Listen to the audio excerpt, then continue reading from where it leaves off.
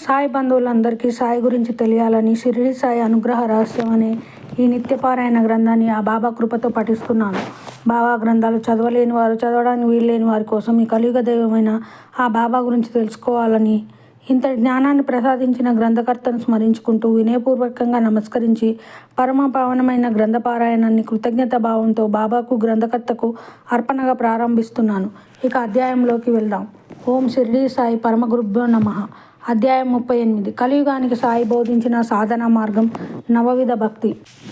సాయి సాధారణ బోధక గురువు కాదని, అసాధారణ, అసామాన్య, విలక్షణ పరమ గురువు అని మీరు అవగతం చేసుకున్నారు.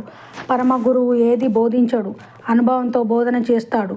అందుకే పరమ గురువు మాటలు, చేష్టలు, ప్రవర్తన, సాధారణ సాధకులకు వింతగా, విడ్డూరంగా ఉంటాయి. పిచ్చివాడేమోనన్న భ్రమను కలుగజేస్తాయి.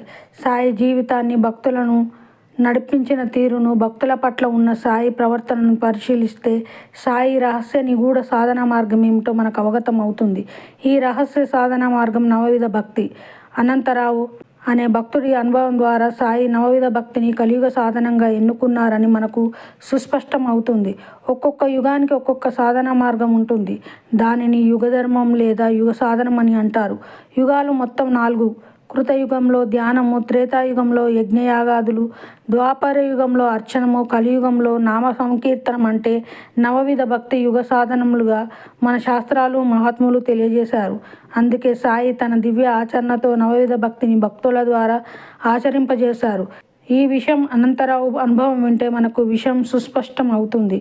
అనంతరావు పాటన్కర్ పూణే నివాసి, సకల శాస్త్ర పారంగతుడు, గొప్ప విద్వాంసుడు. ఇతడు ఎన్నో శాస్త్రాలు, ఉపనిషత్తులను, వేదాలను విభిన్న వ్యాఖ్యానములతో అధ్యయనం చేశాడు. ఎన్నో సాధనలు చేశాడు. కానీ ఆత్మసాక్షాత్కారం కలగలేదు, పరమశాంతి కలగలేదు.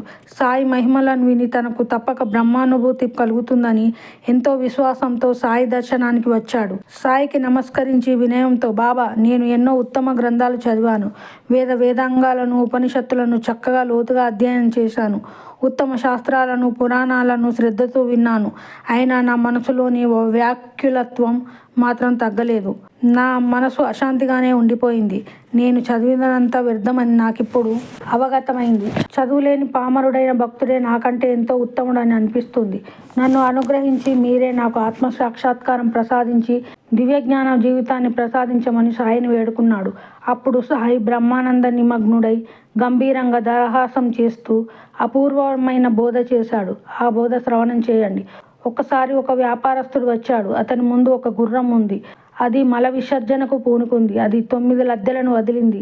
ఆ వ్యాపారస్తుడు ఆ లద్దెలను క్రింద పడనీయకుండా వెంటనే తన ఉత్తరీయం పరిచి వాటిని భద్రపరుచుకున్నాడు. అలా మూట కట్టుకున్న తర్వాత అతని మనసు నిశ్చలమైంది, శాంతించింది అని పలికి మౌనం వహించాడు. సాయి మార్షిక భాషలో నిగూఢంగా పలికిన పలుకులు విద్వాంసుడికి అర్థం కాలేదు. ఆ బోధనను ఆలోచిస్తూ భోజనానికని వాడకు వెళ్ళాడు. అక్కడ దాదా కేల్కర్ కనబడితే ఆ పండితుడు, దాదా, ఇంతకీ ఆ వర్తకుడు ఎవరు? గుర్రపు లద్దెలను సాయి వర్ణించవలసిన అవసరం ఏమిటి? ఆ గుర్రం 9 లద్దెలే ఎందుకు పెట్టింది? ఎక్కువ కానీ తక్కువ కానీ ఎందుకు పెట్టరాదు? నాకంతా గందరగోళంగా ఉంది. దయచేసి దీని మర్మాన్ని వివరించు అని అడిగాడు. అప్పుడు దాదా కేల్కర్, బాబా పలుకులు ఇలాగే ఉంటాయి, మర్మగర్భితంగా ఉంటాయి. నాకు అవి ఒక పట్టాన అర్థం కానే కావు. సాయి ఆశీస్సుల వలన నాకు స్ఫురించిన భావం చెబుతాను అని అతను ఇలా తెలిపాడు. ఇక్కడ గుర్రం అంటే భగవంతుని అనుగ్రహం, 9 గుర్రపు లద్దెలు అంటే నవవిధ భక్తి, వర్తకుడు అంటే ముముక్షువు అంటే నీవు. దీని అర్థం ఏమంటే నీవు కేవలం శాస్త్రజ్ఞానంతో భగవంతుని సాక్షాత్కారం పొందలేవు. భగవంతుని అనుగ్రహం నుండి ఉద్భవించిన నవవిధ భక్తితో నీవు గురువును ఆరాధిస్తే నీకు ఆత్మ సాక్షాత్కారం కలుగుతుందని తెలిపాడు. ఆ విద్వాంసుడు తన అవివేకానికి సిగ్గుపడ్డాడు. పెద్ద పాండిత్యం కూడా లేని దాదా వివేకంనకు ఆశ్చర్యపోయాడు. సాయి నిగూఢ రహస్య మార్గం ఏమిటో తెలుసుకున్నాడు. తన జ్ఞానంలో, అవగాహనలో దోషం ఏమిటో, లోపం ఏమిటో అవగతం చేసుకుని సాయి చెప్పిన మార్గంలో నడవడానికి సిద్ధమై సాయికి చెప్పి ఊరికి వెళ్ళడానికి మసీదుకు వెళ్ళాడు. అప్పుడు సాయి, అవును, నీవు 9 గుర్రపు లద్దెలను జాగ్రత్తగా నీ ఉత్తరీయంలో మూట కట్టుకున్నావా అని అడిగాడు. అప్పుడు అనంతరావు, బాబా, దీనుడైన ఈ జీవి నీ అపార కరుణ ఉంటే వాటిని మూట కట్టుకోవడం ఎంత పని అని చెప్పి బాబా పాదాలకు నమస్కరించాడు. సాయి దీవెనలతో ఆనందంగా, శాంతిగా వెళ్ళాడు. సాధకులారా, ఇక్కడ మీరు ఈ సన్నివేశాన్ని చాలా జాగ్రత్తగా, సునిశ్చితంగా, వివేకంతో పరిశీలించండి. అనంతరావు పాటన్కర్ ఒక సాధారణ సాధకుడు కాదు, గొప్ప పండితుడు, విద్వాంసుడు, సదాసార సంపన్నుడు. దీనివల్ల మీరు చక్కగా అవగతం చేసుకోవాల్సింది ఏమంటే కేవలం పుస్తక జ్ఞానం వలన బ్రహ్మజ్ఞానం కలగదని. కారణం పాండిత్యం వేరు, ఆత్మానంద పారవస్యం వేరు. ఇంతటి సాధకుడికి సాయి సూచించిన మార్గం నవవిధ భక్తి. సాయి నవవిధ భక్తిని బోధించింది ఒక సాధారణ వ్యక్తికి కాదు, ఒక గొప్ప విద్వాంసుడికి. ఇక సాధారణ సాధకులకు ఈ నవవిధ భక్తి ఎంత అవసరమో నేను మళ్ళీ చెప్పనవసరం లేదు. అందుకే శంకరాచార్యులు ఉమామహేశ్వర నీ యందు చిత్తం నుంచి నిరాటంకంగా కొంతసేపు అర్పించుట యందును, కొంతసేపు ధ్యానించుట యందును, కొంతసేపు నిన్ను స్మరించుట యందును, కొంతకాలం నిన్ను దర్శించుట యందును, కొంతకాలం నిన్ను స్తుతించుట యందును, కొంతకాలం నీ కథాశ్రవణం నందు కాలం గడుపువాడు జీవన్ముక్తుడవుతున్నాడని నవవిధ భక్తిని ఆమోదించారు. భగవంతుని గూర్చిన విచారణ, భగవంతుని గూర్చిన మాటలు, పరస్పరం భక్తులు భగవంతుని గూర్చిన ముచ్చటించుకునుట, భగవత్ప్రాప్తియే జీవన పరమార్థమని, ఏకైక లక్ష్యమని గ్రహించుట, ఇవన్నీ బ్రహ్మాభ్యాసం అని బుధ జనులకు మహాత్ములు తెలిపి ఉన్నారు. కాబట్టి కలియుగ సాధక లోకానికి సాయి అందించిన సాధన మార్గం నవవిధ భక్తి అంటే ఏమిటో ప్రహ్లాదుడు ఈ విధంగా తెలిపాడు. శ్రవణం, కీర్తనం, స్మరణం, పాదసేవనం, అర్చనం, వందనం, దాస్యం, సఖ్యం, ఆత్మనివేదనం. గ్రంథ విస్తరణ భీతి వలన వీటిని ఇక్కడ వివరించడం లేదు. నవవిధ భక్తి మీద చాలా విపులంగా ఒక గ్రంథం రాయాలన్న ప్రేరణ కలిగింది.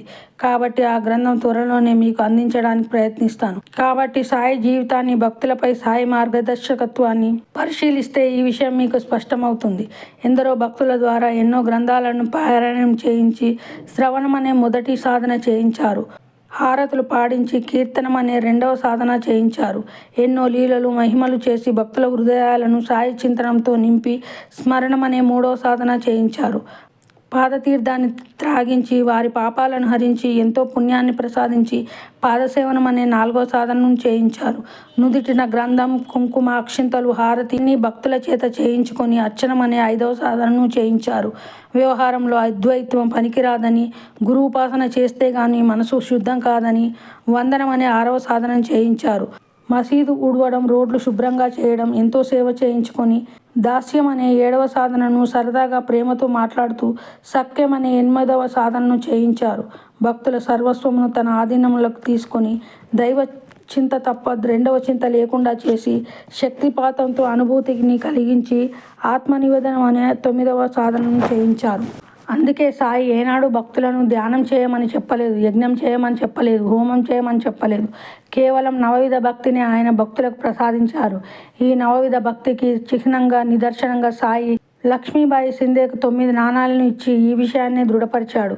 సాయి మహాసమాధి చెందే కొన్ని క్షణాల ముందు సాయి వియోగాన్ని, బాధను చూడలేక లక్ష్మీబాయి ఏడుస్తుంటే సాయి 9 నాణాలను ఇచ్చి నవవిధ భక్తితో నన్ను నిరంతరం సేవించమని బోధించారు. 1994లో నాకు దర్శనమిచ్చిన సాయి 2003 వరకు అంటే 9 సంవత్సరాలు నన్ను ఏ విధంగా నడిపించారని నేను నా జీవితాన్ని పరిశీలిస్తే ఆశ్చర్యకరంగా నన్ను నవవిధ భక్తి మార్గంలోనే నడిపించారు. 8 సంవత్సరాలు శాస్త్రాధ్యయనం ద్వారా శ్రవణమును, 6 సంవత్సరాలు సంగీతం నేర్చుకోవడం ద్వారా కీర్తనమును, ఓం నమ శివాయ మంత్రజపం ద్వారా స్మరణమును, అనుగ్రహ పీఠ స్థాపన ద్వారా పాదసేవను, అర్చనమును, వందనమును, తత్వ ప్రచారం ద్వారా సేవ ద్వారా దాస్యమును, నిరంతర ప్రార్థన ద్వారా సఖ్యమును, సమాధి అనుభూతి ద్వారా ఆత్మనివేదనను ప్రసాదించారు. కాబట్టి సాధక అవగతమైందా? సాయి దివ్య మార్గం, పరమ గురువు, కలియుగ దైవం అయినట్టి షిరిడి సాయినాథులు ఈ విధంగా చెబితే విగ్రహారాధన, పూజలు మానివేయమని, సాధారణ గురువుల ప్రచారాలు వినమని, వాటిని మానివేయడం అవివేకం కాదా, అజ్ఞానం కాదా? ఈ రోజులలో చాలామంది సాధకులు ధ్యానం సరిగా చేయలేకపోవడానికి కారణం ఈ నవవిధ భక్తిని ఆశ్రయించకపోవడమే. నవవిధ భక్తిని ఆశ్రయించి మనసును, బుద్ధిని, హృదయాన్ని, శరీరాన్ని, ఇంద్రియాలను పవిత్రం చేసుకోవాలి, పరిశుద్ధం చేసుకోవాలి. అప్పుడు నీకు అప్రయత్నంగా ధ్యానం కుదురుతుంది, సమాధి సిద్ధిస్తుంది, సత్యం అవగతం అవుతుంది. కాబట్టి ఈ క్షణం నుండి ఆగిన నీ పూజలను, స్తోత్రాలను, అర్చనను మొదలుపెట్టి నిరంతరంగా చేసి ఆత్మదర్శనంను పొందు. ఈ నవవిధ భక్తి సాధనములలో నీవు ఏదో ఒక దానిని నిరంతరం చేసిన నీవు చివరి మెట్టు ఆత్మనివేదనం లభిస్తుంది. ఒక స్వీయ అనుభవం వినండి. 1998లో నాకు విపరీతంగా వైరాగ్యం కలిగి వైజాగ్ వదిలి మా భార్య ఊరికి వెళ్ళాను. రోజుకు 10 గంటలు గ్రంథ పఠనం మననం చేసేవాడిని. సాయంత్రం 5 గంటలు అయ్యేసరికి బయట కూర్చుంటే ధ్యానం చేయకుండానే మనసు అంతర్ముఖమై నిశ్చలమయ్యేది. అప్రయత్నంగా సమాధి కలిగేది. ఇప్పటి పరిస్థితి ఏమంటే ఒక కీర్తన పాడితే చాలు సంప్రజ్ఞాత సమాధి కలుగుతుంది. ఏదైనా కొన్ని తత్వమాటలు చదివితే చాలు మనసు క్షణాలలో నిశ్చలమవుతుంది. కాబట్టి నేను వేదికల మీద పాడుతూ ప్రత్యక్షంగా అనుభవంతో గమనించింది ఏమంటే 30 నిమిషాలు ధ్యానం చేస్తే ఆనంద పారవస్యం సంప్రజ్ఞాత సమాధి కలుగుతుందో కేవలం ఒక కీర్తన చేస్తే చాలు అప్రయత్నంగా 5 నిమిషాలలో అవి కలుగుతాయి. కాబట్టి ధ్యానం చేయడం కంటే సంకీర్తనం చేయడమే ఉత్తమమని నేను గ్రహించాను. అందుకేనేమో వైశ్వానర సంహిత కూడా ఇలా అన్నది: మహాబాహుడా, కలియుగంతో సమానమగు యుగం లేదు. కలియుగం నందు స్మరణ చేతను కీర్తనం చేతను పరమపదం లభించును. కాబట్టి సాధక పరమగురువు చూపించిన మార్గంలో నడువు. దిక్కులు చూడక సూటిగా సాయి మార్గంలో సాగు. ఇదే శ్రేష్ఠ మార్గం, సనాతన మార్గం. ఆచరించు, తరించు. పరమగురువు షిరిడి సాయి సమర్పణమస్తు.